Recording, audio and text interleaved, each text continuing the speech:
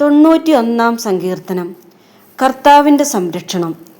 അത്യുന്നതൻ്റെ സംരക്ഷണത്തിൽ വസിക്കുന്നവനും സർവശക്തൻ്റെ തണലിൽ കഴിയുന്നവനും കർത്താവിനോട് എൻ്റെ സങ്കേതവും എൻ്റെ കോട്ടയും ഞാൻ ആശ്രയിക്കുന്ന എൻ്റെ ദൈവവും എന്ന് പറയും.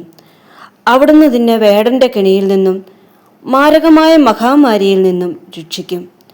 തൻ്റെ തൂവലുകൾ കൊണ്ട് അവിടുന്ന് നിന്നെ മറച്ചുകൊള്ളും. അവിടുത്തെ ചിറകുകളുടെ കീഴിൽ നിനക്ക് അഭയം ലഭിക്കും. അവിടുത്തെ വിശ്വസ്തത നിനക്ക് കവചവും പരിചയമായിരിക്കും. രാത്രിയിലെ ഭീകരതയും പകൽ പറക്കുന്ന അസ്ത്രത്തെയും നീ ഭയപ്പെടേണ്ട. ഇരുട്ടിൽ സഞ്ചരിക്കുന്ന മഹാമാരിയെയും നട്ടുച്ചയ്ക്ക് വീശുന്ന വിനാശത്തെയും നീ പേടിക്കേണ്ട. നിന്റെ പാർശ്വങ്ങളിൽ 1000 മരിച്ചു വീണേക്കാം, നിന്റെ വലതുവശത്ത് 10,000. എങ്കിലും നിനക്കൊരനർത്ഥവും സംഭവിക്കുകയില്ല. ദുഷ്ടരുടെ പ്രതിഫലം നിന്റെ കണ്ണുകൾ കൊണ്ട് തന്നെ നീ കാണും. നീ കർത്താവിൽ ആശ്രയിച്ചു, അത്യുന്നതനിൽ നീ വാസമുറപ്പിച്ചു. നിനക്കൊരു തിന്മയും ഭവിക്കുകയില്ല, ഒരനർത്ഥവും നിന്റെ കൂടാരത്തെ സമീപിക്കുകയില്ല. നിന്റെ വഴികളിൽ നിന്നെ കാത്തുപാലിക്കാൻ അവിടുന്ന് എൻ്റെ ദൂതന്മാരോട് കൽപ്പിക്കും.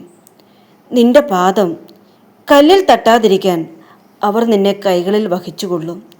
സിംഹത്തിൻ്റെയും മണലിയുടെയും മേൽ നീ ചവിട്ടി നടക്കും. യുവസിംഹത്തെയും സർപ്പത്തെയും നീ ചവിട്ടി മെതിക്കും. അവൻ സ്നേഹത്തിൽ എന്നോട് ഒട്ടി നിൽക്കുന്നതിനാൽ ഞാൻ അവനെ രക്ഷിക്കും. അവൻ എൻ്റെ നാമം അറിയുന്നതുകൊണ്ട് ഞാൻ അവനെ സംരക്ഷിക്കും.